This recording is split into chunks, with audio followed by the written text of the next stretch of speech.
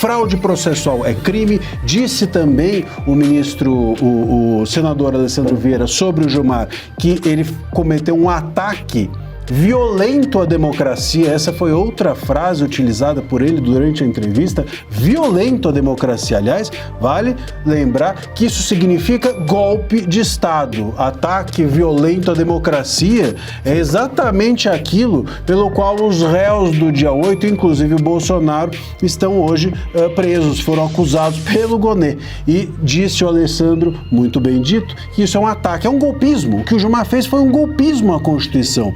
E também é crime. Sejam bem-vindos, o meu nome é Bruno, deixe o seu like e inscreva-se no canal.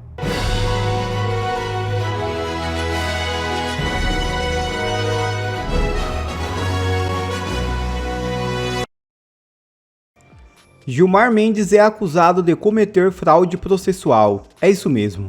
A acusação é extremamente grave contra o ministro Gilmar Mendes.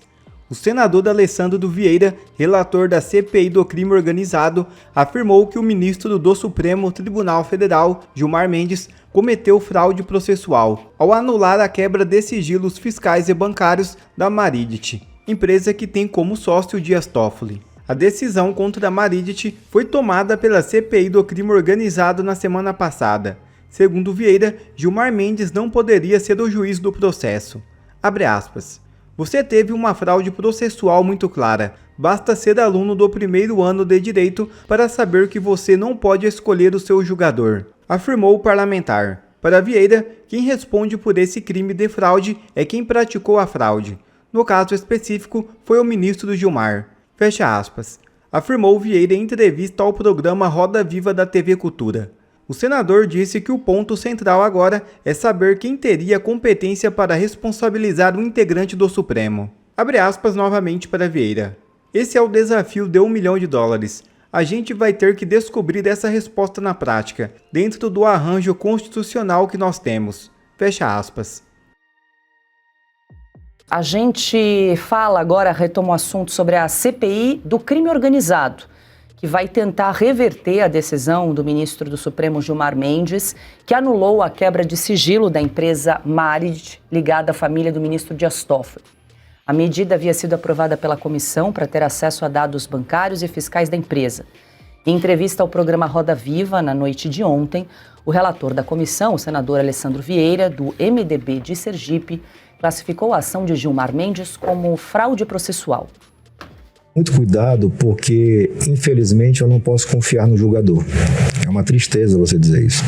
Mas, a partir do momento que eu tenho uma atuação tão grotesca como foi a atuação do ministro Gilmar, piorando aquilo que o ministro Toffoli vinha fazendo, do seu ponto de vista de coisas absurdas e atípicas, eu tenho que ter muita cautela no remédio que a gente vai empregar, para não entregar na mão deles uma oportunidade de encerrar de vez tudo. Que é o que todo mundo quer em Brasília, ou muita gente quer em Brasília. Colocar uma pedra em cima disso, fingir que nada aconteceu. Nós temos um flagrante problema de competência, o ministro Gilmar atropelou a competência do ministro André Mendonça.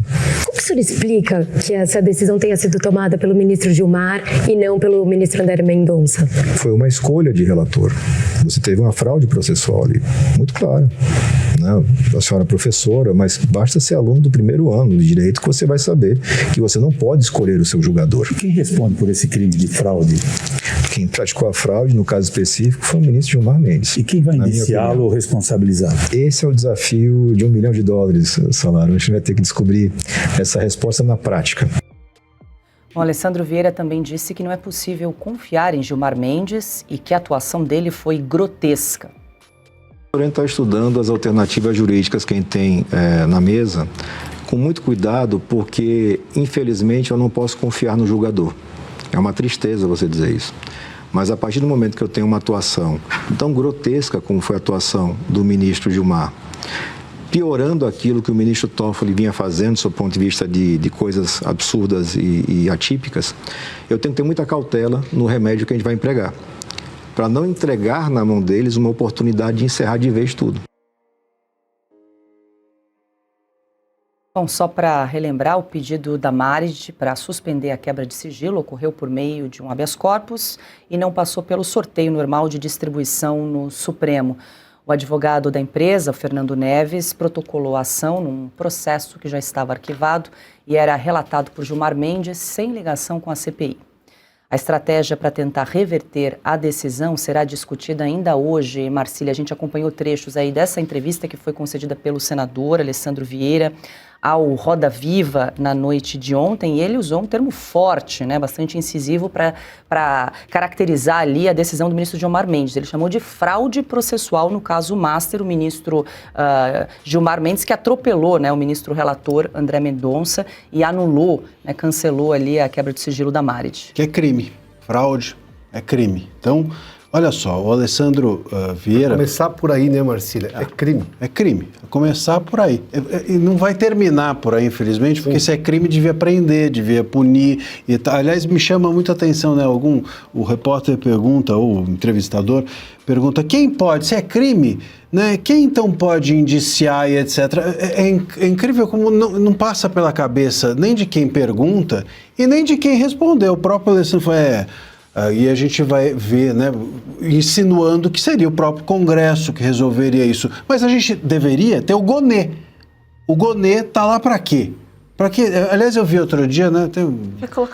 Para que serve o Gonê? Colocaram, sabe o que? Furinho no tênis, aquela parte de trás da camisa e o Gonê. Para que serve? Alguém sabe para que servem essas três coisas? Bom, o Gonê, com certeza não. Vamos descobrir as outras antes de saber para que serve o Gonê. Se é que o Gonê não serve justamente aos ministros e não para conter os ministros. Vale lembrar sempre que o próprio Gilmar Mendes colocou nas mãos há um tempo do próprio Gonê a possibilidade única de que ele fosse o responsável por impeachment ministros do STF. Depois isso mudou, mas o Gilmar colocou. Você não coloca a chave da sua casa com a tua mulher dentro e os seus filhos na mão de quem você não confia. Então, se isso foi feito pelo Gilmar, é porque o Gonê é confiável, mas é confiável não juridicamente, não judicialmente, é confiável bovinamente, é confiável caninamente, é confiável de modo a ser leal àqueles que ele deveria investigar, que são os ministros do STF. Fraude processual é crime, disse também o senador Alessandro Vieira sobre o Gilmar que ele cometeu um ataque violento à democracia. Essa foi outra frase utilizada por ele durante a entrevista, violento à democracia. Aliás, vale lembrar que isso significa golpe de Estado. Ataque violento à democracia é exatamente aquilo pelo qual os réus do dia 8, inclusive o Bolsonaro, estão hoje presos, foram acusados pelo Gonê. E disse o Alessandro, muito bem dito, que isso é um ataque, é um golpismo. O que o Gilmar fez foi um golpismo à Constituição.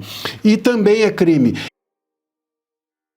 E também respondeu uma outra frase que me ficou marcada. Alguém pergunta por que a CPI do crime organizado investigaria ministros? Um entrevistador disse. E ele respondeu claramente, porque nós estamos aqui suspeitando de que tenha havido lavagem de dinheiro por parte dos ministros. Inclusive, uma das linhas da Polícia Federal Investigativa sobre o Toffoli é de que houve, ou possivelmente houve, corrupção passiva. Corrupção passiva no Código Penal é suborno, propina. A Polícia Federal está trabalhando com essa possibilidade, a CPI do crime organizado está trabalhando com essa possibilidade. Isso é grave, gravíssimo. E enquanto isso, Paulo, nós temos a gente que ainda aplaude o STF. Nós temos, ontem foi um ato na USP dizendo que é importante, ninguém está acima da lei, não, é importante fazer uma regra de conduta OAB presente, inclusive, não é importante a gente fazer agora um código de ética. Gente, não é acima da lei, o STF está à margem da lei. Nós podemos ter o risco de ter marginais dentro do STF, lamentavelmente, e essa é a investigação que está sendo feita. Nós podemos estar diante de crimes graves, crimes absolutamente graves ligados a ministros do STF. É preciso a gente, portanto, colocar a bola onde ela merece estar, baixar a poeira das pessoas que acham que agora ainda é possível criticar o STF. Houve um equívoco, houve uma irregularidade. Não houve um equívoco. A gente precisa chamar as coisas pelo nome que tem. O que o Gilmar fez e o que os ministros têm feito com a Constituição e com os casos que eles avaliam é golpe. Marina, o senador disse que eles vão discutir alternativas jurídicas para recorrer dessa decisão do ministro Gilmar Mendes. Vamos aguardar o que a CPI do crime organizado pode fazer em relação a esse caso. Pois é, ele deve recorrer ao André Mendonça. Vamos ver agora se no que concerne os ministros do STF, o Mendonça vai manter o que ele tem feito até agora, que ele tem sido bastante correto nas suas decisões. Então, nesse caso, o correto seria ele dizer, bom, isso aqui, essa decisão do Gilmar Mendes é inválida. Então, agora eu acho que nós vamos ter, porque o André Mendonça até aqui está bem claro que ele tem agido de maneira muito correta quando estamos tratando da quebra, por exemplo, do sigilo do filho do Lula. Aliás, essa é uma coisa interessante. Uma das perguntas no Roda Viva foi exatamente isso. Como é que você consegue quebrar o sigilo de um filho de um presidente, mas não consegue convocar, né, os irmãos de um ministro do STF para depor, né? E ele fala, pois é, a verdade é que nós já tivemos presidentes presos no Brasil, mas ministros do STF nunca sequer investigados. Então, agora eu acho que a gente vai ver como é que o Mendonça vai se comportar quando diz respeito aos ministros do STF, que o Dino chamou ali de STF Futebol Clube, né? Ele próprio disse isso. Então, porque é isso, agora ele vai ser confrontado com isso. O que aconteceu com o Toffoli? Porque é exatamente isso, ele vai receber ali tudo que a Polícia Federal tem, né, até agora em relação ao Toffoli. Em relação, pode não ser nem quebrar o sigilo do ministro, mas e dos irmãos dos ministros. Então, assim, ele tem ali tudo na mão dele. Vamos ver como que ele vai reagir. Essa aí é uma primeira questão. Se isso que o Gilmar fez foi ilegal, né, ele tem que devolver a legalidade. E a coisa é tão óbvia, professor Marcília, que é exatamente isso. Você não pode escolher quem você vai julgar, né? O juiz, você não pode escolher o juiz. Só que no Brasil a coisa está tão ruim que o juiz decide também quem ele vai julgar. Entendeu? Porque nenhuma coisa nem a outra. Ali, claramente, da forma como o Gilmar entrou ali e ele decidiu ficar com esse processo, o juiz também escolheu. Não foi só o advogado espertinho que mandou lá. Ele escolheu como tem acontecido com o Alexandre de Moraes, com tudo. Então, a gente não tem mais justiça. Essa que é a realidade. E o Alessandro Vieira me surpreendeu aqui, né? Porque ele tem sido bastante contundente em relação a isso, dando nome aos bois. É isso, é fraude, é crime, o que está sendo investigado aqui é lavagem de dinheiro, é grave sim. Então vamos ver onde é que isso vai dar. Eu acho que agora o lado bom é isso, a gente tem uma sorte de ter André Mendonça. Vamos ver como ele vai conduzir tudo isso quando diz respeito ao STF Futebol Clube. Piotr, rapidamente para fechar? Muito rápido. Primeiramente, golpe na democracia, golpe na Constituição, golpe no próprio Supremo Tribunal Federal. Grotesco foi uma gentileza até, né? Porque é completamente fora da lei. O senador Alessandro Vieira vai ao ponto. Essa decisão do Gilmar é tão estapafúrdia que não dá para imaginar que alguém cometeria esse erro, porque isso ao fim e ao cabo é um erro, mas é um erro criminoso contra, obviamente, uma decisão de um outro ministro do Supremo Tribunal Federal. A lógica, inclusive, de quem é o juiz prevento, né? Quem por prevenção deveria julgar qualquer assunto relacionado a isso. Mas esse fato de que os advogados vão exatamente naquele gabinete do ministro Gilmar Mendes, que a esquerda petista, quando, obviamente, no governo Fernando Henrique, reclamava tudo do Gilmar Mendes não sei o quê, Gilmar Mendes engaveta isso, Gilmar Mendes segura todo mundo. E agora é aliado do governo, para você ter uma ideia de um ministro que foi indicado pelo próprio Lula. Estou me referindo ao Toffoli. Ou seja, nós estamos falando aqui de um negócio extremamente grave. Sobre esse evento que houve ontem na Escola de Direito do Lago de São Francisco, da Universidade de São Paulo, está muito longe de ser o necessário. E mesmo assim está atrasado. Em relação ao começo do arbítrio, está atrasado praticamente quase 7 anos. Estamos falando da instalação ilegal do inquérito 4781. Em relação a todos os abusos que a gente viu no governo Bolsonaro e depois do governo Bolsonaro, das prisões todas, bom, há anos a gente estava esperando que a Escola do Lago de São Francisco se manifestasse como fez naquela cartinha lá de 2022, mas enfim, então parece que estão querendo retomar. Mas dia desses, a turma que se formou lá no Lago de São Francisco homenageou quem? O ministro Alexandre de Moraes. Alguma coisa não fecha nessa conta. Muito bem. PGR alerta. Decisão de Gilmar pode anular condenação do 8 de janeiro, de Bolsonaro e dos assassinos de Marielle. Uma decisão de Gilmar pode desfazer anos de investigação e a PGR está assustada.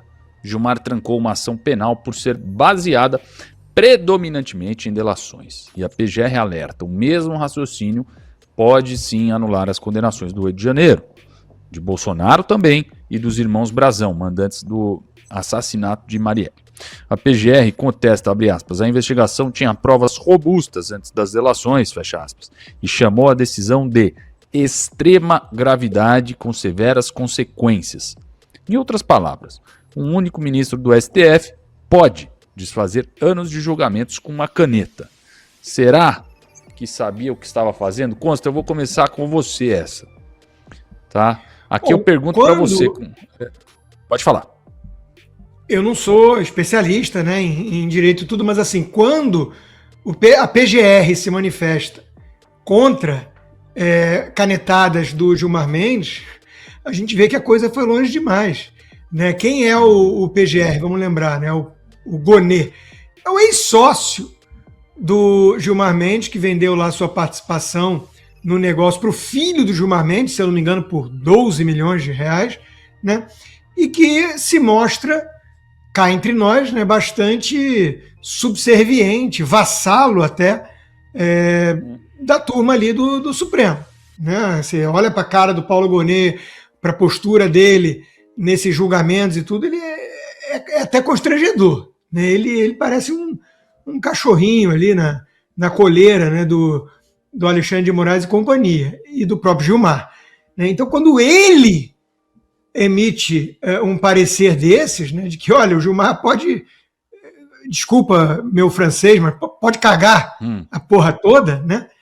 É porque o cara realmente é um fio desencapado, né, para proteger um ou outro comparsa, compadre, cúmplice e tudo. Ele está disposto a fundar a República, né?